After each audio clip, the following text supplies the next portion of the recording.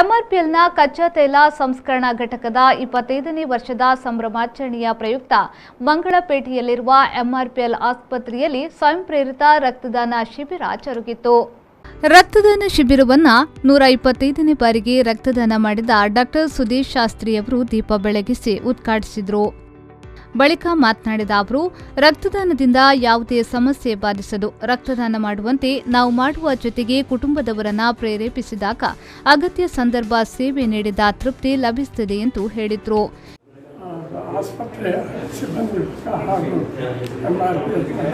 ವರ್ಗದವರಿಗೆ ನನ್ನ ಹೃತ್ಪೂರ್ವಕ ಧನ್ಯವಾದಗಳು. ನನ್ನಲ್ಲಿ ಇಲ್ಲಿ ಕರೆಸಿ ನಿಮ್ಮ 25ನೇ ವರ್ಷದ ಆ್ಯನಿವರ್ಸರಿಯ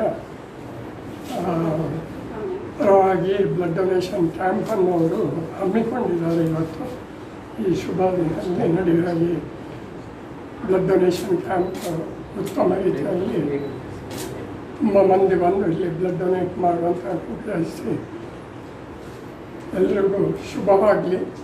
ನನ್ನ ಒಂದು ಕಿವಿ ಮಾತು ಏನಂತ ಹೇಳಿದರೆ, ಇಲ್ಲಿ ಬಂದವರು ಬರೀ ಬ್ಲಡ್ ಡೊನೇಷನ್ ಮಾಡೋದಲ್ಲ, ಅವರ ಮನೆಯವರನ್ನು ಅವರ ಸಂಬಂಧಿಕರನ್ನೆಲ್ಲ ಪ್ರೋತ್ಸಾಹಿಸಿ ಇಲ್ಲಿ ಬ್ಲಡ್ ಡೊನೇಷನ್ ಮಾಡುವಂತೆ ಅವರನ್ನು ಎಲ್ಲ ಪ್ರೇರೇಪಿಸಬೇಕಾಗಿ ನನ್ನ ವಿನಂತಿ.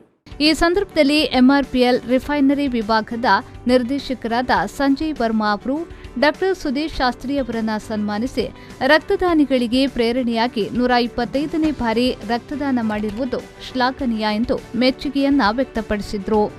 ಅನಂತರ MRPLನ ಮುಖ್ಯ ವಿಚಕ್ಷಣಾ ಅಧಿಕಾರಿ ರಾಜೀವ್ ಕುಶ್ವಾ ಅವರು ಮಾತನಾಡಿ, MRPL ಕಚ್ಚಾ ತೈಲ ಘಟಕ 25ನೇ ವರ್ಷದ ಪ್ರಯುಕ್ತ ಈ ಕಾರ್ಯಕ್ರಮವನ್ನು ಆಯೋಜಿಸಿದ್ದು, ಸಂಸ್ಥೆಯ ಸಿಬ್ಬಂದಿ ನೌಕರರು ಸ್ವಯಂ ಪ್ರೇರಿತರಾಗಿ ರಕ್ತದಾನದಲ್ಲಿ ಪಾಲ್ಗೊಳ್ಳಲಿದ್ದಾರೆ ಎಂದು ಹೇಳಿದರು. MRPL has completed in the nation by providing fuel, providing employment to the local people. On this occasion of completing 25 years of MRPL is organizing this blood donation camp. So many of our employees, our stakeholders today, they are contributing to the society by donating blood. I would like to thank in advance to all the citizens who are contributing to this great cause of donation of blood. Thank you.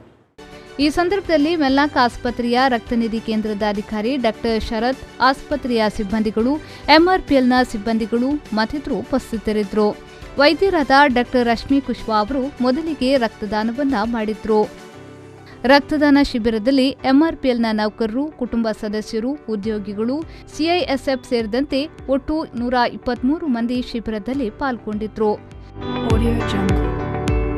ಶರಸಾರ್ಯನ್, V4 news, Mangaluru.